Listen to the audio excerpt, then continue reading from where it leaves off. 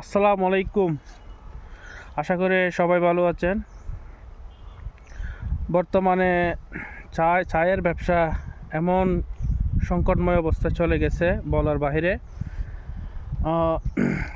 যে মালগুলা 2024 সালে সর্বনিম্ন 130 টাকা 140 টাকা নিলামে বিক্রি হতো, এগুলো বর্তমানে সর্বনিম্ন 295 থেকে 300 টাকার মধ্যে হয়ে গেছে। এই অবস্থায় ব্যবসা করাটা খুবই আসলে কঠিন হয়ে গেছে।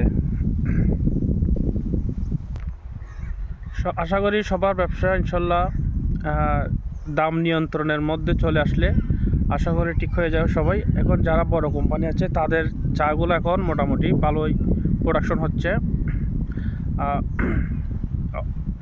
নিলামে দাম কমার পর্যন্ত চায়ের ব্যবসাটা সজাগ হবে না, অবশ্যই দাম রেট কমতে হবে।